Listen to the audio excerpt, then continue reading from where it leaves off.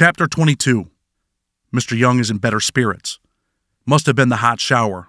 I climb into my bunk and pick up the book I was reading. Concentrating on the words that fill the page is difficult. Miss Hack clouds my mind. Mr. Young is staring at me. "What the hell you thinking on up there, boy?" he asks, his southern drawl emphasized and molasses slow. "Oh, nothing, Mr. Young," I say with a smile forming on my face. "Nothing my ass," he argues. "What is it?" I chuckle at Mr. Young's use of profanity. He seldom throws cuss words out of his mouth. I was just thinking about home and a little bit about Miss Hack." Mr. Young laughs. I feel a little embarrassed admitting I was thinking about the prison secretary. "Boy, she sure is purty, ain't she?" he asks. "What the hell is purty? Do you mean pretty?" "Oh, hell, you know what I mean." "Well, Mr. Young, she is an attractive woman, and her whole demeanor makes her even cuter." "What are you going to do, Chad, if you ever get out of here?" Mr. Young asks, raising an eyebrow.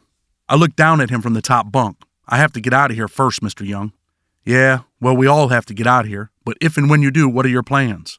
"I have all kinds of plans, Mr. Young. A lot of dreams, but at the end of the day, I just want to be normal. Have a good job, good woman in my life. I'd like to have a son someday, coach his football team, take him fishing. All the things we are supposed to do.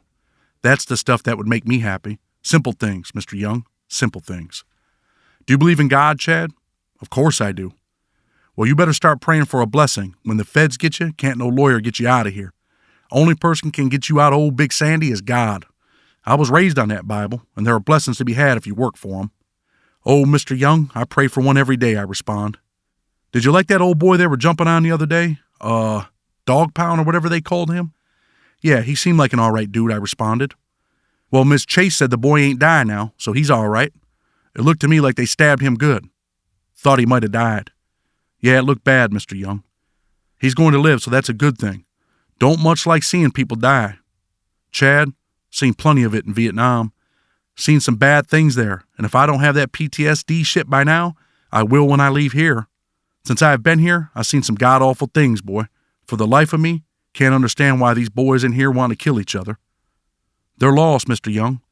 Most of these people are never going home, and if they do, they know they're going to be old.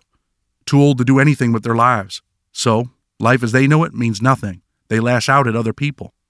I guess it's their way of dealing with their anger, pain, and hopelessness. What do you think about that, I ask? Being you put it like that, I see it. Don't mean I agree with it, though. Neither do I, but I think it's the truth. These guys have no incentive to do the right thing. Good time is a joke. And the ones who ain't never going home, what do they got to lose?" There is no response when I finish speaking. The hot shower has relaxed Mr. Young. I hear him breathing hard. I look over the side of the bed to see him fast asleep. Within 2 days, the lockdown is lifted. The usual hustle and bustle of prison life is back into full swing again. Big Sandy almost left some more children fatherless. This place almost claimed Dog's life. How quickly he's been forgotten around here, but not by me. The violence in this concrete city is shocking. Mr. Young has learned what really happened with Dog. Quick to share it with me, he motions me to our cell. Dog was drinking wine with Josh and his battle buddy. Someone handed Dog 4 stamps that they owed Josh and asked Dog to put the stamps in Josh's room. In his drunken stupor, Josh accused Dog of pocketing the stamps. Dog claimed he put them in Josh's room. Words were exchanged, and before long, fists, knives, and broomsticks were flying. Dog's life hangs in the limbo over $1. The end result is Dog wound up in the hospital. Josh and his partner went to the special housing unit. They won't be in there more than a few weeks. They will be back on the compound to wreak more havoc on this place. The prognosis on consequences for violence around here is bleak. The person who will suffer most is Dog. Once released from the hospital, Dog will also be housed in the special housing unit for much longer than the 2 others. Dog will be in a solitary cell for 4 or 5 months, waiting to be transferred to a new prison. For his own safety, Dog cannot come back out to population here. Stabbing people here is the norm, with little to no consequences for such violence. That makes stabbing practically legal behind the razor wire. In the real world, I imagine morality would prevent a person from lashing out and stabbing another person over $1. There is no morality here. Moral turpitude permeates even the lowest levels. It's a new set of rules when the door slams behind you and the foam smiley face shoes come off. Dog's new home is not special by any measure. I see nothing special about being locked in a cell for 23 to 24 hours a day. 5 days a week, prisoners are allowed to go outside where they are locked in a dog kennel, a little bigger than the cells they are living in. It's nonstop action in Big Sandy's shoe, keeps the guards busy. The usual action consists of hunger strikes, cellmates fist fighting, stabbing matches sometimes, and staff assaults. Even in the shoe, prisoners figure out ways to make vulgar prison shanks. There is more. One of the most despicable assaults that happens in the shoe is called shitting them down. Shitting them down is usually reserved for staff. Prisoners will urinate in a container, mix that with feces, and store it for days. When a guard opens the food slot, the prisoners will fling this concoction at their target. This is usually done when a prisoner feels he has been disrespected by a guard. But some men have mental health problems and will shit them down for no other reason than a good laugh. Many of the cops that work in the shoe go out of their way to make things harder on their wards than they already are. Most staff members have a natural dislike or hatred toward the men imprisoned here. Guards like to make life miserable for prisoners. They fail to realize that imposing punishment is not part of their job description. Punishment comes from the court. Guards shouldn't be handing out punishment. Guards throw prisoners' mail, court-approved legal documents, personal photos, and other property in the trash. Guards withhold meals. Guards intentionally skipping a person waiting for his court-mandated 1 hour of fresh air is the norm. These small violations cause prisoners to lash out. Other times, guards provoke prisoners into physical altercations, thus justifying 5 or 6 cops beating a man into oblivion. The shoe also has what are called 4-point cells. Inside the cell, there is a bed fastened in the middle of the floor with latches in 4 different places. A prisoner is laid on the bed with his left hand handcuffed to the left side of the bed. The right hand finds the same fate. The left ankle is then cuffed to the bottom left side of the bed, the same for the right. When the Federal Bureau of Prisons 4-points a man, they strip him of all dignity. Most times they leave the person naked in that position for hours. Some men cry, others scream for hours, while some hardened men lay there quietly, accept their fate, all the while contemplating their silent revenge. This is our American system of justice breaking even the toughest of men. 1 hour of outside recreation 5 days a week is important to a person in the shoe.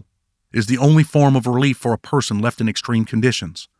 Denying a person this opportunity for no legitimate reason other than being nasty guarantees anger. With anger comes the desire for revenge. Men always want to cause pain to the person seen as the oppressor.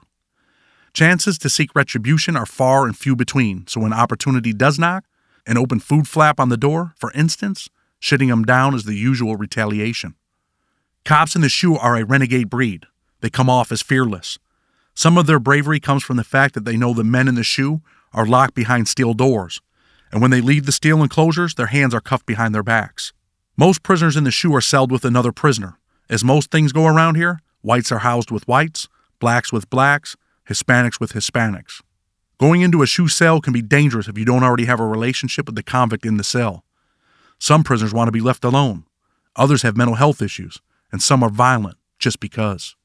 If there is already a prisoner in the cell where the guards are placing someone new, guards will open the food flap and handcuff him before opening the cell door. The new prisoner will be put into the cell, and then the door closes on both men. A person walks into the cell without any clue about what kind of weapon the other guy might have. Someone must have the handcuffs undone first. One guy's hands are free, while the other guy is still handcuffed behind his back, defenseless. If the convict in the cell dislikes the new occupant or simply does not know the guy, sometimes he assaults him. Guards will not open a shoe cell door until they hit the deuces and other staff respond. Many prisoners have found themselves on the receiving end of a vicious attack, sometimes stabbed while handcuffed behind their backs. The shoe is a lonely place. Each cell has a toilet, a sink, 2 metal bunk beds, and a shower. Some cells have a desk with a chair. Everything is bolted to the floor to prevent them from being moved or used as weapons. Nothing stops the innovative prisoner from cutting knives out of the steel, sharpening the metal on the concrete floor, and turning the object into a killing machine.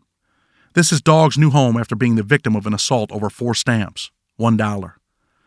I doubt Dog stole 4 stamps from anyone, let alone a gang member. The attack was motivated by some other reason. It was likely Dog's East Coast roots in conjunction with his choice to associate with the blacks. Most of the white gang members at Big Sandy are from the West Coast. A natural vein of enmity between white West Coast convicts and East Coast convicts runs deep in the federal system. Josh and his people must have asked around about Dog's status and gotten confirmation that he was a loner and not in the black car. If they were told he was with the blacks, the assault would not have occurred. There are many unwritten rules behind these dark walls. One is that people do not assault people in other cars or other races. If Dog was with the blacks, then he's black, although his skin is white. Walking the compound, putting on a facade that you're with a car you're not actually with, trying to be a loner, makes you fair game. I suspect this is what Dog was really doing, It made him vulnerable, and the prison machine ate him up and spit him out. Once Josh and his cohorts found out Dog's real status, they set out to eat him alive. The 4 stamps and the accompanying theft allegations were nothing more than an excuse to lash out against a white prisoner who associates with blacks. There are plenty of made-up reasons to savagely hurt people. USP Big Sandy is riddled with them. When the consequences are no more than 2 weeks in the shoe for the instigators, men here don't think twice about gruesomely hurting someone else. The violence behind the razor wire is already wearing me down. Each violent act I observe seems to destroy a small piece of me. The senseless violence here will never cease. It only festers in this environment, fed by sinister convicts trying to escape their own dreams, trying to escape the demons that landed men behind these walls for grotesque amounts of time, some forever. The free world has written all of us off as animals, barbaric, savages, and deserving of whatever happens to us behind these cold, gloomy gray walls. We are all human beings, or are we? Have we transformed into savage beasts in a lawless land of misfits? I look into the mirror. A small tear falls from my right eye. I know that Big Sandy is slowly hardening my heart as well. Chapter 23. As is his controlling manner, the Viper has ordered another meeting. Everyone in the car has been told to skip dinner and be in the yard on the first recreation move. Something must be brewing in his evil mind. I want to skip the meeting, but there is no way I can. Missing any kind of summons from Steve could send him over the edge. Missing Chow pisses me off because it's the first time we're getting food. The bologna and cheese sandwiches get old quick. I pass the chow hall, hungrier than a Hebrew slave. The smell of cooked chicken wafts over my senses. Anger engulfs me more and more with each step. I inhale the warm summer air, taking in my surroundings. I see him in the distance. The Viper is in the east corner of the baseball field. Walking toward him, I make a rough mental count of the men that Steve sees as soldiers. He basks in the spotlight of what he sees as his worshippers' attention. My rough count is 73. The numbers are increasing. There are new recruits here, mostly East Coast felons. Some are here looking for protection. Others truly worship Steve as their god of gods, the man who saved their blood from being spilled. I wonder how many really despise the Savior. I laugh at the thought, internally. Curious convicts look on from other parts of the yard as we form a circle around the Viper. The number of combatants in our small prison army shows unity, strength. Steve, the vicious Viper, has been recruiting new guys from other places. North Carolina, West Virginia, 2 guys from Texas, and 1 big fella from Oklahoma. We are labeled independents. Most of us dislike white gang members for good reasons. For years, white gang members oppressed white prisoners who simply wanted to do their own time. Independents have now learned that we have strength in numbers. With numbers, we no longer have to be victimized. Most independents have a desire to rid the prison we are in of white gang members. Steve has installed these thoughts in all of us. This way of thinking is part of his sales pitch. His dream of prison prominence intensifies with each waking day. With a hand raised in the air, Steve brings silence over the men. His leadership qualities and his way of grabbing the attention of the heartless felons around him reminds me of President Reagan's abilities. His voice erupts. I just want to make sure all of you guys are here. As you can see, our car is getting bigger, and I'm pleased with that. We need to all start coming together like this once a week. You know we are all brothers here. There are some new youngsters in our ranks that need to be schooled. Plus, we need to know who everyone is. One of the reasons I called this meeting is because of these fucking white gang members. I'm fed up with them always trying to oppress their own race and bowing down like cowards to other races. They're running around here talking that white pride shit while buying dope from the jigs. Everyone knows what happened to that kid from Jersey, right? Everyone answers yes in unison, like good kindergarten students listening to their teacher. I see a gun tower window open. The guard inside makes sure we can hear him chamber a live round in his rifle. Just a little notice that if things get out of control, he's there, locked and loaded. Steve continues with his lecture. Obviously, he was with the blacks. He was here before we got here, but we gave him the option to ride with us, to come back home. He made his choice, and everyone sees what that choice got him. None of his so-called people helped him. That is why you men need to know that what we got here is a brotherhood. Each one of us are our brother's keeper. We have to have each other's back 24/7. People nod their heads, dazzled by Steve's words. The Viper continues. Is there anyone here who really does not want to be a part of this car? If so, speak up now. You can walk away with no repercussions. I almost raise my hand, but the no repercussions thing is a lie. There is no honor among thieves. In here, your word is only as good as the person you give it to. If you leave the car, you're turning your back on your brothers, meaning your blood is worthless to this group. Just reminded, as they are, about what happened to Dog, who would leave now? I talked to Adam, Dennis, and Ronnie about this. No objections from them. You can walk away. Be on your own. Steve pauses, giving us all time to think. On your own, you can become a victim to these white gang bitches or have the niggers rape you. Steve says this sarcastically, but he delivers the message. We understand the meaning. I keep my hand at my side like everyone else. No one jumps at the offer to walk away from the car. Everyone in the circle is likely thinking the same as I. Those thoughts are of Dog and his desperation as he looked around for help that never came. I consider the possibilities. The blacks trying to extort me or any of the many other things that lurk in Big Sandy's dark waters when you're alone. I am convinced once again that the car is my only option. Walking away could be detrimental to my health. I stay silent, choosing what I think is the better of the two evils. There is a food chain in prison. Those alone are at the bottom waiting to be eaten alive, and there are many bottom feeders housed in here, the lowest of the low, looking to scrounge from whomever, whenever, and wherever. Some will take by force, some by fear or manipulation, while others will take by stealing without the victim knowing who the predator is. Steve's words, being raped by the blacks, are used to install fear, a manipulative tool at his disposal. Rape happens, but not too often. Homosexuals are a dime a dozen around here. If any blacks raped a white prisoner, it would be a transgression so severe it would set off an explosive firestorm of violence. When it comes to raping someone from another race, physical violence is not a possibility. It is a requirement, all repercussions to the wind. Rape would turn into death for the perpetrator. The rapist would be the target of many. Someone would get him. The rape comments were simply to shake up the new guys, to cement their commitment to the car. If they want protection, they need to become the protector. Strength in numbers prevents rape. The Viper raises his hand, quieting the masses and grabbing the stage once again. I'm done with it. I'm ready to get rid of these gang members. I haven't called the shot yet for the sake of all of you, but I ain't taking much more of what they are putting on us. So everyone needs to be on point, ready for battle. If you get the word, we got a baseball game, bring your cleats, that means it's going down. Be here suited, booted, and bring your knives. We will meet right here. I don't want none of you brothers alone. Find someone in the car that's in your unit so you can hold each other down.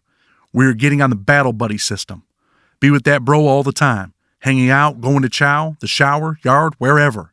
When you go to the shower, have a point man. Adam chimes in. I hope everyone can see and feel the friction between us and them scumbags. There is animosity. They are watching us. They are worried we got our numbers up. Don't think for a minute that they won't try to make a move on any one of us. Stay safe and be careful, men. We say our goodbyes shaking hands when the rally comes to a close. Hunger swells in my stomach.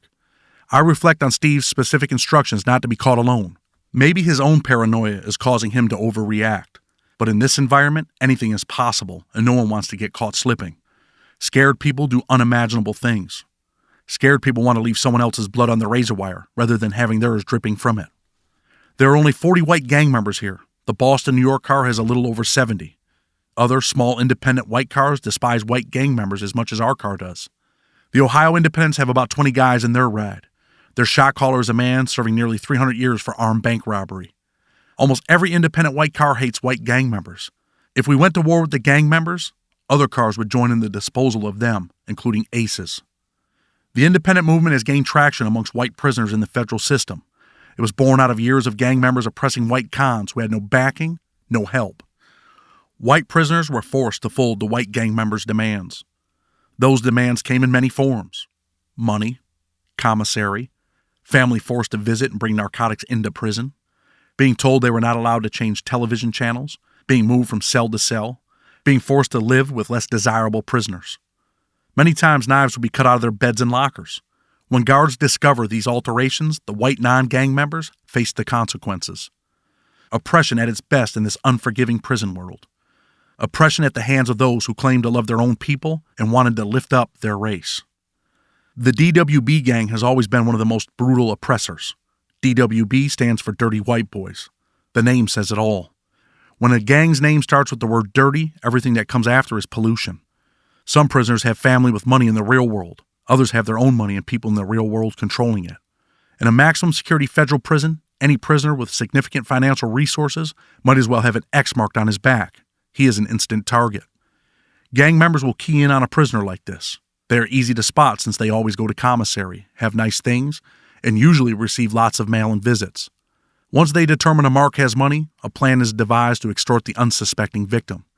The older a potential victim, the better. Older men scare easier, especially when they're new to the prison system. Someone like Mr. Young would have been a perfect victim.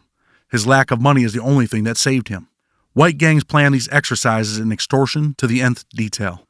Everything is always carefully laid out. It could start with a gang member bumping the target at the microwave, followed by, "Watch where the fuck you're walking, old man." That same guy might cut in front of the target at the washing machine or in the chow line. He might ask the old man, "What the fuck is your problem?" This is all part of the intimidation, all part of the groundwork. Afterwards, 2 other white prisoners might pay the old man's cell a visit.